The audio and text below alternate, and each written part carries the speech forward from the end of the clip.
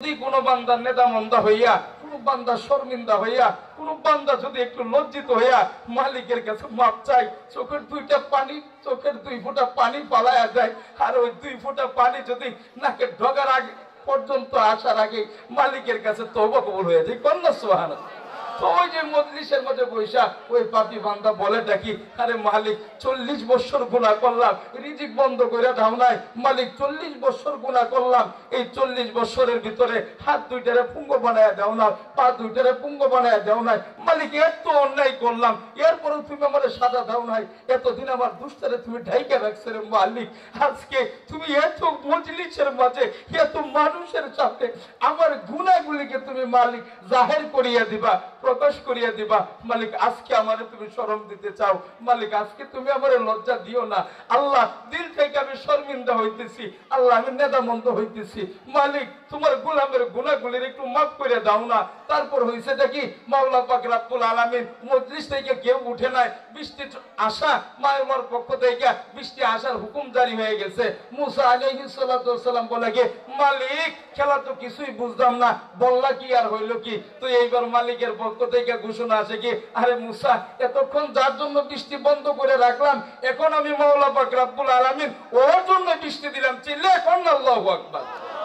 মেরে মুহতারাম ভাইও, তো সেই মালিক এখনো তো আছে, তো ওই মালিক আমাদেরকে ইনশাআল্লাহ আমাদের উপর মালিক ইহসান করবেন, দয়া করবেন। আমরা তো শেষ নবীর উম্মত, আমাদের জন্য তো বিশাল ডিসকাউন্ট আছে, আমাদের জন্য তো বিশাল ছাড় আছে, তো ওই ছাড় পাওয়া নবীর উম্মত আমরা, তো এরপরেও আমরা একটু উসিলা খোঁজার জন্য চলেন না বাপজান, একটু চলে আসি বিভিন্ন জায়গায়, সময়টারে নষ্ট না কইরা এই মাহফিলের মাঝে আমরা চলে আসি। তো আজকের এই মাহফিলে আসতে পেরে বসতে পেরে আপনারা খুশি না বেজার, কম না বেশি?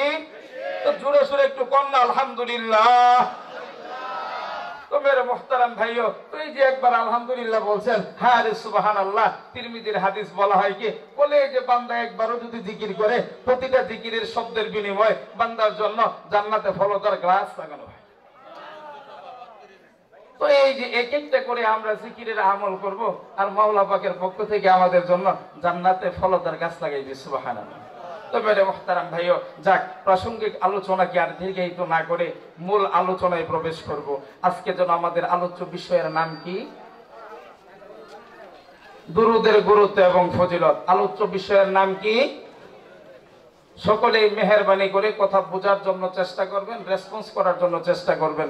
আশা করা যায় আপনার একটু রেসপন্স আপনার আলোচনা বুঝতে সহজ হবে, আবার আপনার এই রেসপন্স কাল হাসরের ময়দানে নাজাতের উসিলাও হইতে পারে। কন্যা সুবহানাল্লাহ। তাহলে আজকে আমাদের আলোচ্য বিষয়ের নাম হচ্ছে দুরূদ শরীফের গুরুত্ব এবং ফজিলত। বাপজান, কিসের গুরুত্ব এবং ফজিলত? দুরূদ শরীফের গুরুত্ব এবং ফজিলত। তো মেরে মুহতারাম ভাইও, খুব মনোযোগ দিয়ে আলোচনা বোঝা চাই, কথাগুলো শোনা চাই। দুরূদের আমল বড় দামি আমল, দুরূদের আমল বড় সহজ আমল, দুরূদের আমল আল্লাহ তাআলার কাছে বড় পছন্দনীয় আমল। দুরূদের আমল আমার নবীদের কাছে বড় পছন্দের আমল, কারণ যেই উম্মত নবীদের উপরে যত বেশি দুরূদের আমল করে, আমার নবীজি তো সেই উম্মতের প্রতি বেশি খুশি হয়। এজন্য দুরূদের আমল এত সহজ একটা আমল, একজন মানুষ চলতে ফিরতে উঠতে বসতে সর্ব অবস্থায় দেখা গেছে এই বান্দা বান্দিটা দুরূদের আমলটা করতে পারে।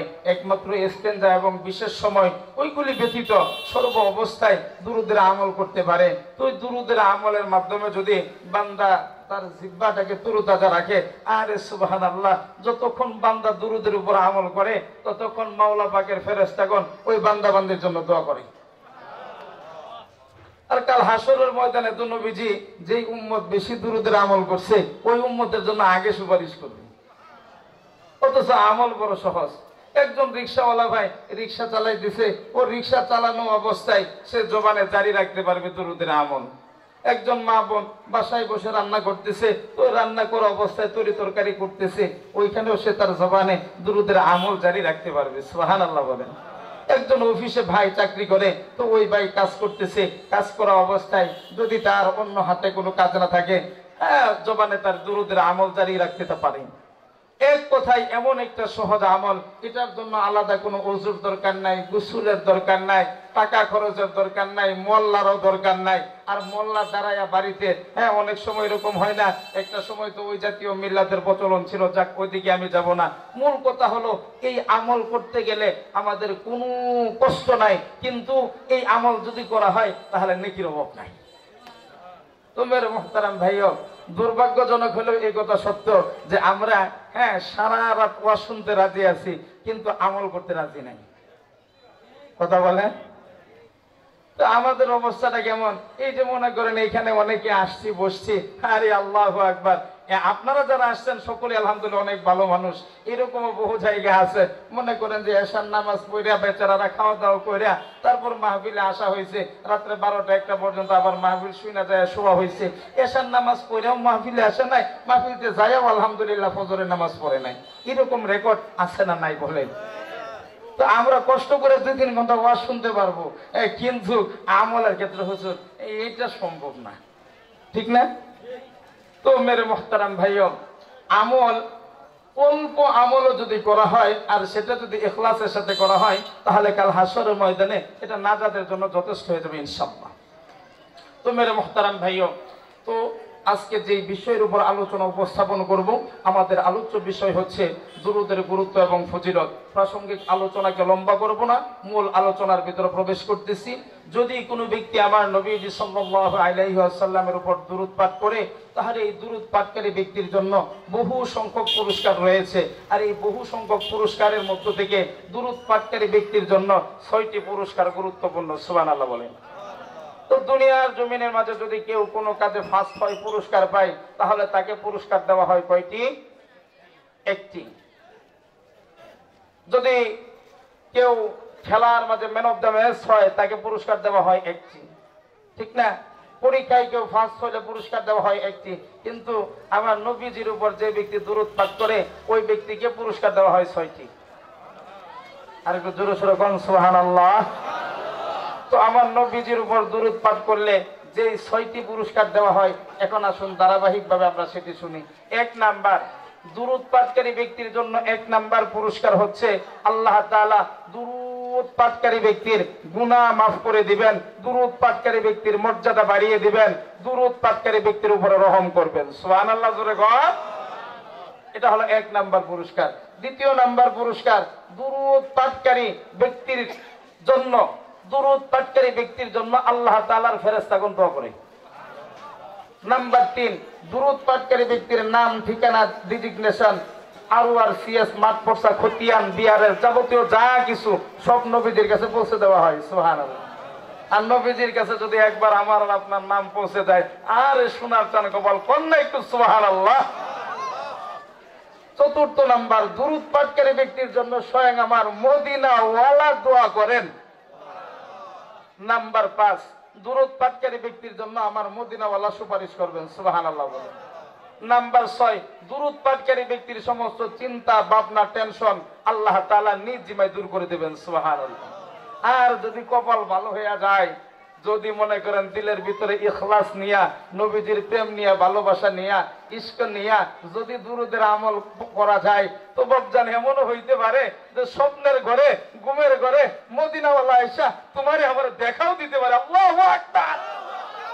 এই জন্য ইখলাসের সাথে দুরূদের আমল করার জন্য আমরা তৈরি হব তো ইনশাআল্লাহ। তো মেরে মুহতারাম ভাইও, 1 নাম্বার আসুন, দুরূদ পাঠকারী ব্যক্তির জন্য আল্লাহ তাআলা ক্ষমা করবেন, দুরূদ পাঠকারী ব্যক্তির মর্যাদা বৃদ্ধি করে দিবেন, দুরূদ পাঠকারী ব্যক্তির উপরে রহম করবেন। এই ব্যাপারে রেফারেন্স কি, এই ব্যাপারে এভিডেন্স কি, এই ব্যাপারে দলিল কি? সর্বপ্রথমেই আসুন আপনাদের সামনে যে হাদিসটি উপস্থাপন করব, উলামায়ে কেরাম আছেন, যদি ভুল হয় ধরিয়ে দিবেন। হাদিস গ্রন্থের নাম হলো সহিহুল মুসলিম, হাদিসের নাম্বার হলো 384, হাদিসের রাবি হলো হযরত আব্দুল্লাহ ইবনে আমর ইবনে আল আস রাদিয়াল্লাহু তাআলা। এখন হাদিস বলা হবে, অর্থ বলা হবে, মনোযোগ দিয়ে শুনবেন, আমল নেওয়ার জন্য চেষ্টা করবেন, সহজ আমল। عن عبد الله بن عمرو بن العاص رضي الله تعالى عنهما قال قال النبي الصادق المصدوق صلى الله عليه وسلم। ও মেরে মুহতারাম ভাইও, দুরূদ পাঠকারী ব্যক্তির জন্য 6টি পুরস্কার। এর ভিতরে 1 নাম্বার পুরস্কার হলো দরুদ পাঠকারী ব্যক্তির উপর আল্লাহ তাআলা রহম করবেন, দরুদ পাঠকারী ব্যক্তির গুনাহ ক্ষমা করে দেবেন এবং দরুদ পাঠকারী ব্যক্তির মর্যাদা বৃদ্ধি করে দিবেন। এই ব্যাপারে 1 নাম্বার দলিল আপনাদের সামনে উপস্থাপন করতেছি। হাদিস গ্রন্থের নাম হলো সহিহুল মুসলিম, হাদিসের নাম্বার হলো 384 নাম্বার। হাদিসের রাবি হলো হযরত আব্দুল্লাহ ইবনে আমর ইবনে আস রাদিয়াল্লাহু তাআলা আনহুমা।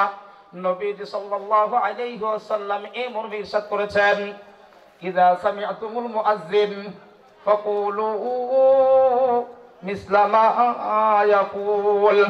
যখন তোমরা শুনবে মসজিদের মিনারা থেকে মুয়াজ্জিন সাহেব আযান দিতেছে, ফাকুলু মিসলা মা ইয়াকুল, তো মুয়াজ্জিন সাহেব মসজিদের মিনারা থেকে আযান দেওয়ার সময় যেই শব্দাবলী উচ্চারণ করে ওই শব্দাবলীর মাঝে তোমাদের বাড়ানোর দরকার নাই, কমানোর দরকার নাই। সেই শব্দাবলী তোমরা মুয়াজ্জিনের সাথে সাথে শুধু বলো হাইয়া আলাস সালাহ এবং হাইয়া আলাল ফালাহ। যখন বলা হবে সেই সময় শুধু বলবে লা হাওলা ওয়ালা, আর জোরে সোরে বলেন লা হাওলা ওয়ালা কুওয়াতা ইল্লা বিল্লাহ। এছাড়া মুয়াজ্জিন সাহেব যে শব্দগুলি বলবে এই শব্দগুলির মধ্যে উলট পালটের দরকার নাই, সেই শব্দগুলি তোমরা উচ্চারণ করো। আরে সুবহানাল্লাহ, ও মেরে মুহতারাম ভাইও, আযানের মাঝে মুয়াজ্জিন সাহেব যে শব্দগুলি উচ্চারণ করে এই শব্দগুলির মধ্যে কি আছে হয়তো এরকম ভাবে কখনো চিন্তা করে দেখি নাই, জানি না। আল্লাহু আকবার, আল্লাহু আকবার।